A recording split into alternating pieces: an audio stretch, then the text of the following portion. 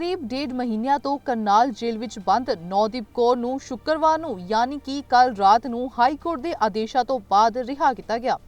ਜਿਵੇਂ ਹੀ ਉਹ ਜੇਲ੍ਹ ਵਿੱਚੋਂ ਬਾਹਰ ਆਈ, ਉਸ ਦੀ ਰਿਹਾਈ ਦੀ ਮੰਗ ਕਰ ਰਹੇ ਵੱਖ-ਵੱਖ ਕਿਸਾਨੀ ਨੇਤਾਵਾਂ, ਵਕੀਲਾਂ ਅਤੇ ਨੌਜਵਾਨਾਂ ਨੇ ਉਸ ਦਾ ਸਵਾਗਤ ਕੀਤਾ।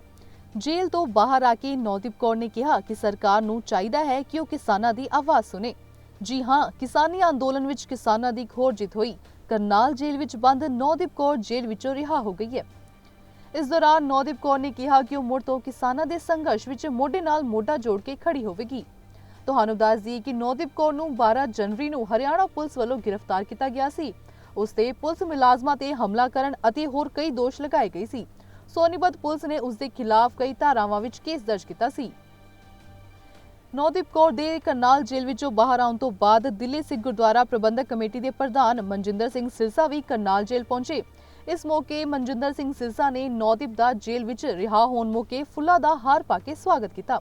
उन्होंने कहा कि यह साडे लई बहुत वड्डी राहत है। सानूं अफसोस है कि बेटी ते तशद्दद ढाया गया है। किसी लड़की ते अजिहियां धारावां नाल केस दर्ज करना साडे संविधान दा अपमान है।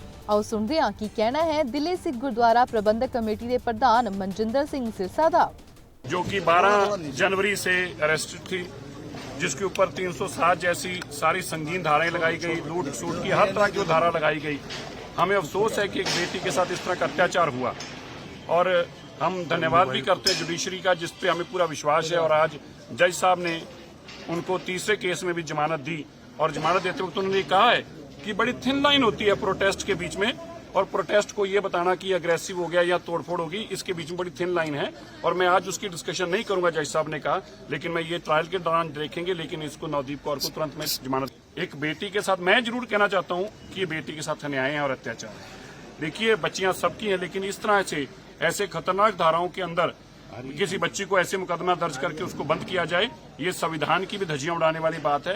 बाबा साहब अम्बेडकर ने जो हमें संविधान दिया था, वो गौरवमय जो हमारा संविधान था, लेकिन उस संविधान को भी तार तार किया गया। और हमारी जो प्रोटेस्ट करने की हमारी आज़ादी है, हमारी बोलने की जो संविधानिक आज़ादी है, उसके ऊपर बहुत बड़ा वार है ये। लेकिन हम यह भी बताना चाहते हैं, हमने ऐसे वारों को बहुत बार झेला है, आगे भी झेलते रहेंगे। हमारी आवाज को ना कोई दबा पाया है ना। देखिए, जो उनके साथ शिव कुमार हैं, जो उनके साथ हैं साथी, उनकी आपने देखा होगा मेडिकल रिपोर्ट के अंदर उनकी सारी जानकारी आई सामने।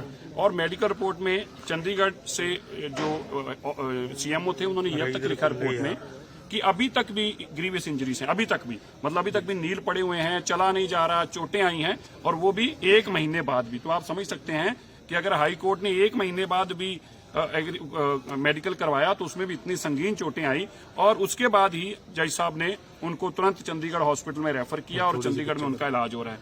नौदीप कौर के साथ भी इस तरह किया गया, उसका भी प्रूव ऑलरेडी जज साहब ने सो मोटो केस को टेक ओवर कर रखा है। सब लोगों को छुड़वा रहे हैं। आज भी 10 लोगों की अभी जमानत हुई है, 18 लोगों की कल जमानत हुई थी।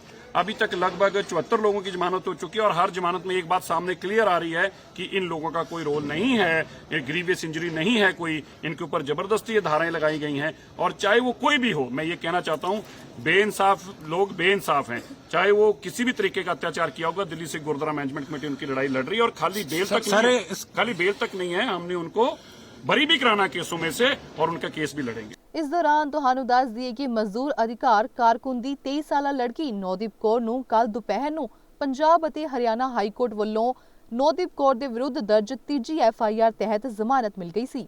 3 मामलिਆਂ ਵਿੱਚੋਂ नौदीप कौर नूं जमानत मिलन तो बाद अंत विच नौदीप कौर नूं करनाल जेल विचों रिहा कर दिता गया। इस तो इलावा तुहानू दस दिए कि नौदीप कौर तो इलावा शुक्रवार रात यानी कि कल रात नूं तिहाड़ जेल विच बंद 10 होर किसानां नूं रिहा कर दिता गया। ब्यूरो रिपोर्ट, चढ़दी कला, टाइम TV।